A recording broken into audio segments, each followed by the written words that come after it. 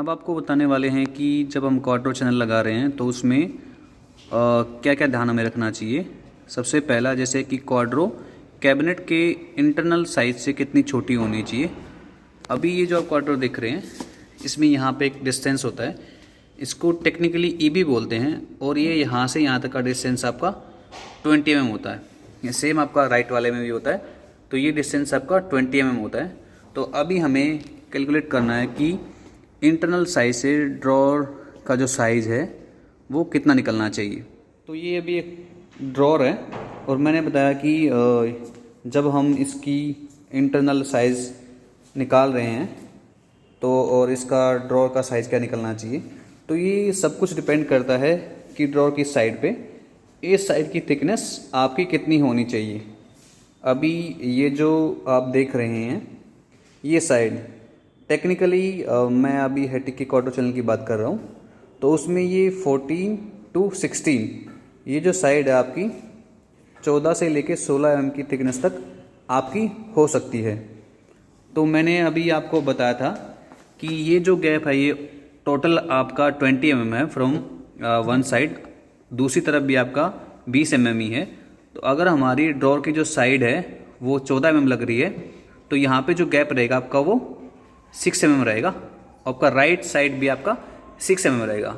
अगर आपकी जो ड्रॉर की जो साइड है वो 14 mm लग रही है, 6 आपका लेफ्ट से और 6 आपका राइट से इंटरनल साइज से आप कम हो जाएगा, तो ओवरऑल साइज आपका 12 mm से आपका कम हो जाता है।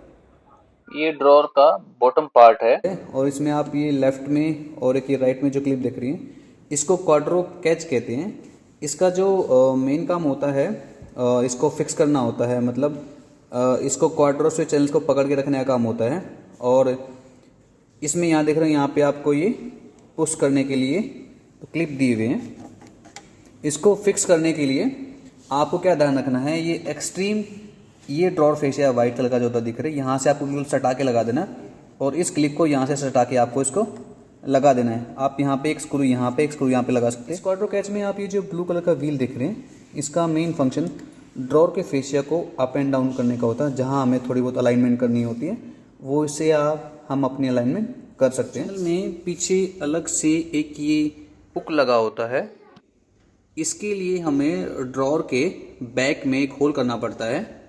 ये क्लिक के लिए जो यहाँ पे होल करना पड़ता है, ड्रॉर के बॉटम वाले एज से यहाँ पे आपका 11 mm होता है, और यहाँ से आपका ये 20 mm 11/10 मतलब 10 इसकी डेप्थ होती है, वो आपको करना ज़रूरी होता है।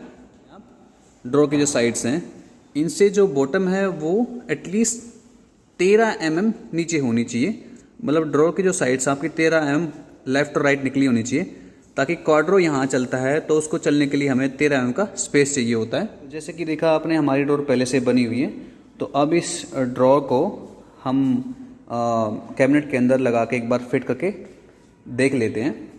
जब भी आप कोई क्वाड्रो चैनल लगा रहे हैं तो आपको हमेशा ध्यान रखना है, चाहे आपका वो पुश ओपन है, सॉफ्ट क्लोज है या विदाउट सॉफ्ट क्लोज है, तो यहाँ से यहाँ तक का जो डिस्टेंस है वो 37 mm मार्क करके आपने उस पर स्क्रू लगा देना है। और एक क्वाड्रो चैनल के अंदर कम से कम आपके 4 स्क्रू आपको लगाने होते हैं।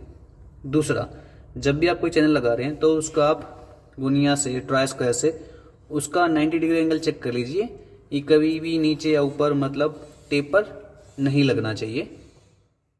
आपका ड्रॉर पूरी तरह से बनने के बाद उसका जो नेक्स्ट स्टेप होता है, कैबिनेट के साइड में जो चैनल्स लगे हुए हैं उसमें ड्रॉर को फिट करना।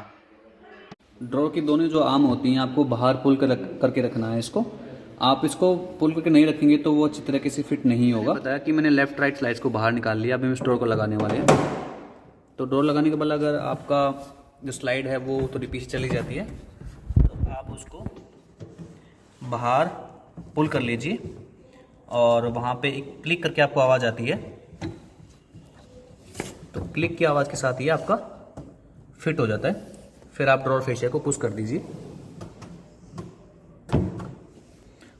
तो अभी ड्रॉर को बाहर निकाल रहे हैं, डिटैच कर रहे हैं चैनल से ड्रॉर को। तो अभी जो आप देख रहे हैं ड्रॉर के नीचे लेफ्ट और राइट में ब्लैक कलर की क्लिप है, इन दोनों को एक साथ आप पुश करिए और पुश करने के बाद आपको इसको ऊपर उठा के ड्रॉर को बाहर पुल कर लेना है, इससे आपकी ड्रॉर निकल जाती है।